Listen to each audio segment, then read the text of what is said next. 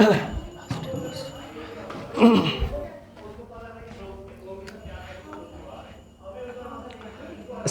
everyone. I hope all of you people are doing good. I welcome all of you again to the YouTube channel of KS वाला। और जैसा आपको पता है कि हमने टैक्सेशन टॉपिक स्टार्ट करा हुआ था और आज हम एक कमेटी के बारे में पढ़ने वाले हैं। बट इस कमेटी के बारे में पढ़ने से पहले हम थोड़ा सा बैकग्राउंड में जाते हैं कि केलकर कमेटी क्यों इस्टेब्लिश करनी पड़ी, हमें क्या क्या रीजंस थे जिनकी वजह से हमें इस कम्युनिटी को जो है इनिशिएट करना पड़ा या सेटअप करना पड़ा। सो जब हम बात करते हैं 2000 या जो लेट 2000 की बात करें हम और अर्ली 2010s की अगर हम बात करें तो इंडिया में बहुत सारे रिफॉर्म्स आ रहे थे, इंडिया बहुत सारी चेंज कर रहा था। बट उन चेंज के साथ साथ इंडिया जो है परसिस्टेंटली, ठीक है, डेफिसिट्स भी फेस कर रहा था और डिफरेंट इकोनॉमिक चैलेंज भी फेस कर रहा था। अगर आपको याद हो, मैंने आपको बोला था कि टैक्स जो होता है ये रेवेन्यू कलेक्शन मेथड होता है हमारे पास, क्योंकि टैक्स से मैक्सिमम रेवेन्यू जो है वो टैक्स से ही कलेक्ट करता है गवर्नमेंट। सो हमारे पास डिफरेंट आउटडेटेड चीजें थी, जिन आउटडेटेड चीजों को हमें क्या करना पड़ रहा था, रिफॉर्म करना पड़ रहा था। चाहे वो हमारा outdated tax reforms, tax structure हो, चाहे वो हमारे आउटडेटेड प्लान्स हो, पॉलिसीज हो। सो उन सारे आउटडेटेड पॉलिसीज को हम चाहते थे कि हम क्या करें, चेंज करें। सो फॉर दैट पर्पज हमने क्या करा, हमने एक कमेटी को सेटअप करा जिसे हमने कहा केलकर कमेटी। सो आप शॉर्ट में याद रख सकते हो कि केलकर कमेटी जो है वो एस्टैब्लिश हमारी इकोनॉमी को बूस्ट अप करने के लिए बनाई गई थी, ताकि जो भी प्रॉब्लम्स इंडिया फेस कर रहा था, चाहे वो डेफिसिट्स की बात हो, चाहे वो हमारा पब्लिक प्राइवेट पार्टनरशिप की बात हो, चाहे वो हमारा इंडस्ट्रियल स्ट्रक्चर की बात हो, चाहे वो और भी डिफरेंट इकोनॉमिक रिफॉर्म्स की बात हो। सो उन रिफॉर्म्स को इंट्रोड्यूस और इंप्लीमेंट कराने के लिए हमारी कंट्री ने केलकर कमेटी को सेटअप करा था। सो जब हम केलकर कमेटी की बात करते हैं बेटा, तो इंडिया ड्यूरिंग 2000, जिनमें आपका जैसे आपको मैंने अभी बोला कि India during 2000 and early 2010 was undergoing major economic reforms, however several challenges persisted. कौन कौन से complex and outdated tax system. पहली चीज कि हमारा जो टैक्स सिस्टम था दैट वाज आउटडेटेड, और चाहे हमने कितने भी रिफॉर्म्स लाए लेकिन टैक्सेशन सिस्टम में हमने रिफॉर्म नहीं लाया था 2010 तक भी। तो उसकी वजह से क्या हुआ था, leading to inefficiencies and evasion, यानी बहुत सारे लोग जो है वो क्या कर रहे थे, वो टैक्स इवेड कर रहे थे, टैक्स इवेजन हो रहा था हमारी कंट्री में, इनसफिशिएंसीज हो रही थी, यानी टैक्स रेवेन्यू कलेक्ट ही नहीं हो पा रहा था। उसके साथ साथ हाई फिजिकल डेफिसिट की बात करें, जो हमारा बजट डेफिसिट है, क्योंकि हमारा एक्सपेंडिचर बहुत ज्यादा है। फिजिकल डेफिसिट किसे हम कहते हैं, जब आपका एक्सपेंडिचर बहुत ज्यादा होता है as compared to the receipts और रेवेन्यू, ठीक है। सो फिस्कल डेफिसिट भी था हमारी कंट्री में। मोस्ट इंपॉर्टेंटली स्टार्ड इंफ्रास्ट्रक्चर प्रोजेक्ट्स, हमारे इंफ्रास्ट्रक्चर प्रोजेक्ट्स जो थे वो कहीं ना कहीं क्या थे, वो रैम्पर्ड थे, वो हैम्पर हो गए थे, जिसकी वजह से हमें कुछ चीजें और भी क्या करनी पड़ी, सुधारनी पड़ी। So specially those under public private partnerships causing economic bottlenecks. Fourth one, to address these the government turn to an expert led evidence based approach by forming committees under Dr. Kelkar. So Dr. Kelkar जो है, he was the chairperson or we can say the head of this committee, ठीक है, जिसे हम Kelkar committee कहते हैं, उनके नाम पे ही इसको रखा गया है। सो गवर्नमेंट को इन चीज़ों को देखकर जो है कहीं ना कहीं ये लगा कि फिस्कल डेफिसिट को अगर कम करना है, अगर आपको जो है टैक्स इवेजन को रोकना है, आपको टैक्स रेवेन्यू को इंक्रीज करना है, पब्लिक प्राइवेट पार्टनरशिप को बिल्डअप करना है, इंफ्रास्ट्रक्चर को बिल्ड करना है, तो गवर्नमेंट ने उसके लिए जो है केलकर कमेटी को सेट करा था। So this is all about कि why government actually set up the Kelkar committee. अब फॉर्मेशन की बात करें कि फॉर्मेशन क्या है, कब फॉर्म किया गया था इसको। सो 2002 में इसको एस्टैब्लिश किया गया था by the government of India under ministry of finance. So chairperson इसके डॉक्टर विजय एल केलकर, जो फॉर्मर फाइनेंस सेक्रेटरी रहे थे हमारे एंड नोटेड इकोनॉमिस्ट। ये सिर्फ फाइनेंस मिनिस्टर नहीं है, इन्होंने इनकी बहुत ज्यादा जो है प्रेस्टिजियस वर्क जो है वो इकोनॉमिक्स में भी है। He is an economist also. So वो कहीं ना कहीं अच्छे से समझ सकते हैं फाइनेंस को, टैक्सेशन को, बाकी सारी चीजों को। Different subgroups or teams within the committee worked on the two areas since direct and indirect taxes require different kinds of expertise. अब समझ लो बेटा, जो हमारी केलकर कमेटी थी ना, केलकर कमेटी के दो सब हेड्स बनाए गए।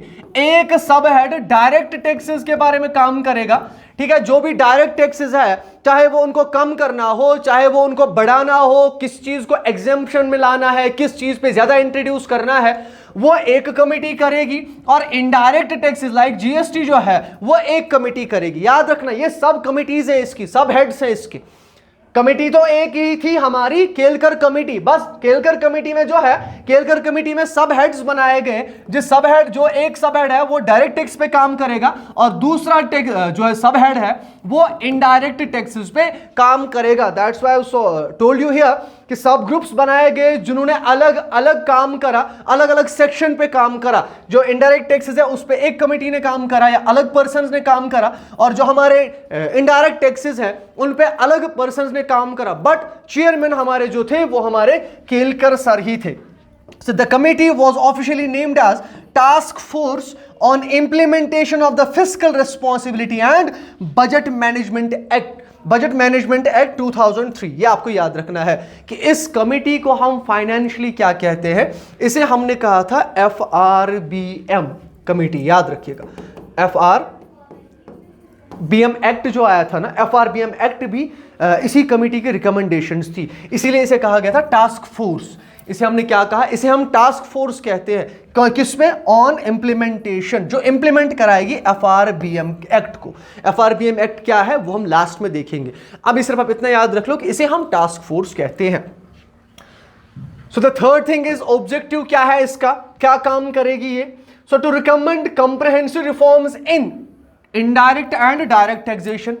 सो जो भी डायरेक्ट और इनडायरेक्ट टैक्सेस हैं उनमें रिफॉर्म्स को प्रोवाइड करना, उनमें रिकमेंडेशंस को प्रोवाइड करना, वो काम था हमारी केलकर कमेटी का।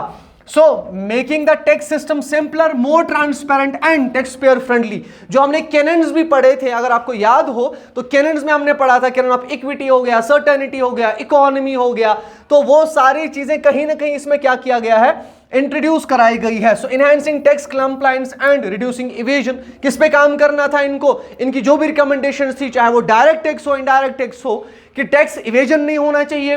रिड्यूसिंग कंप्लायंस, जो भी हमारा तरीका है टैक्स को भरने का, वो तरीका आसान होना चाहिए। Increasing revenue productivity of the tax system, जो हमने लास्ट में पढ़ा था कैनन ऑफ इकोनॉमी, तो जितना खर्चा होगा उससे ज्यादा हमें क्या मिलना चाहिए, टैक्स रेवेन्यू हमारे पास आना चाहिए। Preparing the groundwork for modern, equitable and efficient tax structure। So इसी के अंडर जो है हमने जीएसटी को फिर लागू करा हमारी इकोनॉमी में। अब कीवर्ड्स क्या क्या थे इसके, क्या क्या काम करा इसने? सो सबमिटेड 2 रिपोर्ट्स, 2 रिपोर्ट्स अलग अलग किए गए थे सबमिट। पहला डायरेक्ट टैक्सेस और दूसरा इनडायरेक्ट टैक्सेस पे। डायरेक्ट टैक्सेस हमने अभी देखा कि दो, जो हमारी केलकर कमेटी थी, उस केलकर कमेटी में 2 सब हेड्स बनाए गए। एक कमेटी इनडायरेक्ट टैक्सेस पे काम करेगी, एक कमेटी डायरेक्ट टैक्सेस पे काम करेगी। सो 2 रिपोर्ट्स जेन्युइनली बनने ही थे।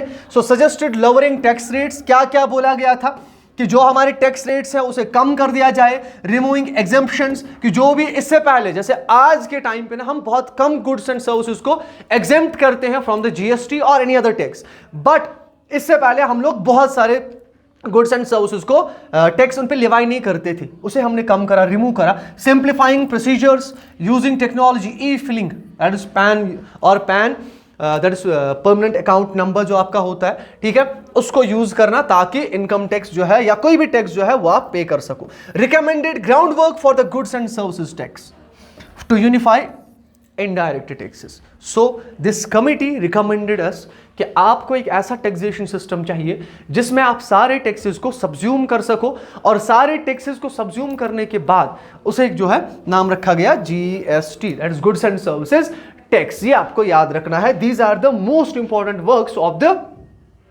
केलकर कमिटी।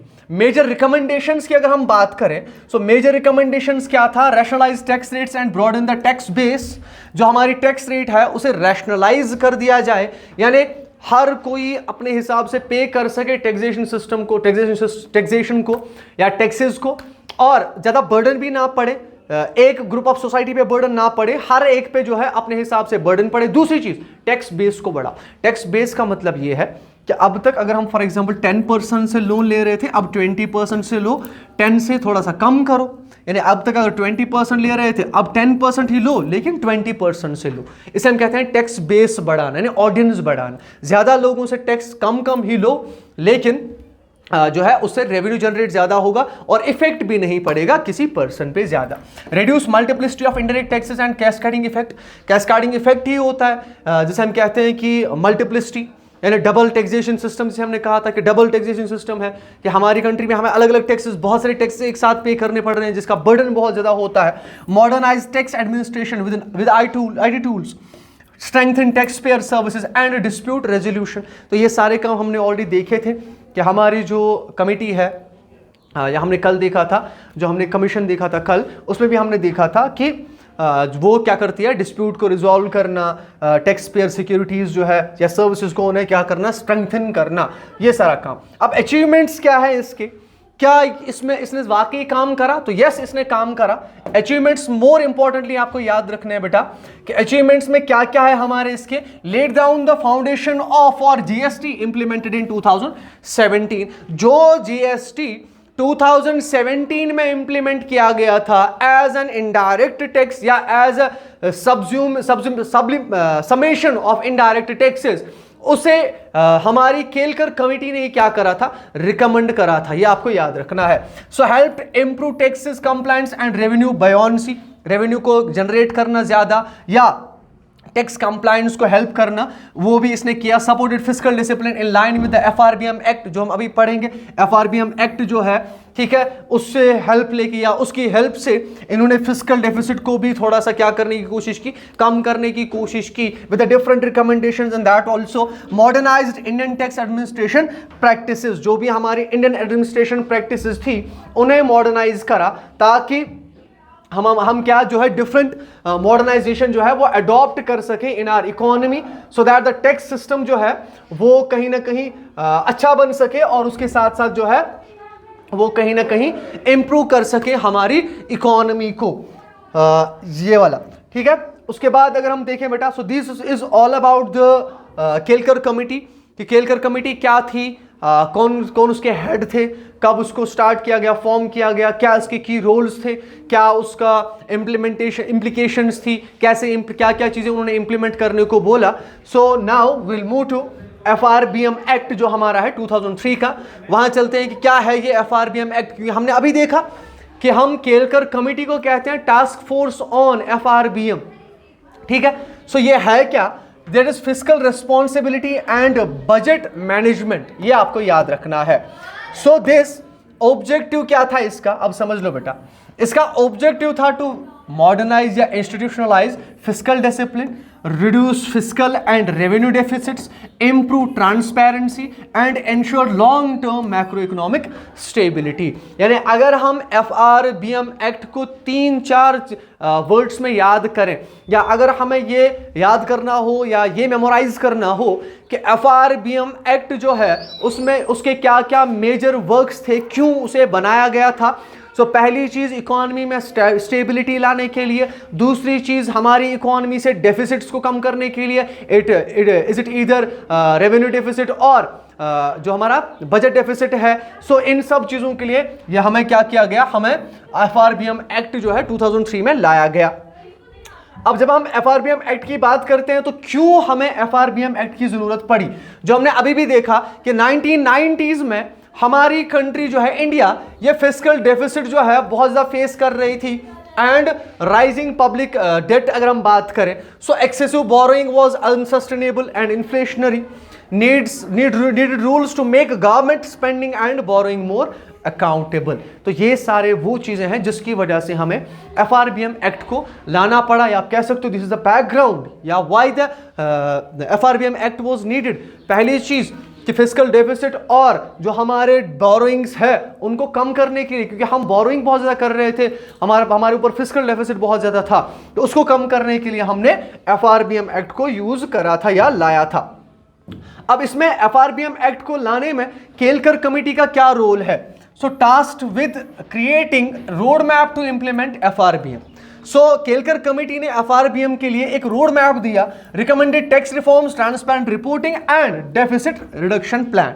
सो इन्होंने एक प्लान मांगा था जिस प्लान से 3 चीजें हो सकती है। पहली चीज टैक्स रिफॉर्म्स भी उसमें हो, दूसरा ट्रांसपेरेंट रिपोर्टिंग भी हो, और तीसरा डेफिसिट रिडक्शन प्लान भी हो। So help align revenue policies with fiscal discipline goals. तो हमने क्या करा, जो हमारा केलकर कमेटी है उन्होंने क्या करा, उन्होंने रिकमेंड करा कि हमें एक ऐसा प्लान चाहिए या हमें ऐसा एक एक्ट चाहिए जिस एक्ट में हम फिस्कल पॉलिसीज प्लस जो हमारी रेवेन्यू पॉलिसीज है, मॉनेटरी पॉलिसीज आप कह सकते हो, रेवेन्यू पॉलिसीज, उसे मर्ज किया जा सके और हेल्प जो है दोनों को कहीं ना कहीं ग्रो करने में वो पॉलिसी या वो प्लान हेल्प कर सके। उसी प्लान को हमने कहा फिर कि ये हमारा एफआरबीएम एक्ट है। अब एफआरबीएम एक्ट के जो है ऑलमोस्ट अब तक जो है 4 अमेंडमेंट्स हो गए हैं, बट हम पढ़ने वाले हैं वही अमेंडमेंट जो बहुत ज़्यादा यूज होते हैं या डिफरेंट एग्जामिनेशंस में पूछे जाते हैं, क्योंकि बाकी 2 जो है उनमें उतना ज़्यादा चेंज नहीं लाया गया।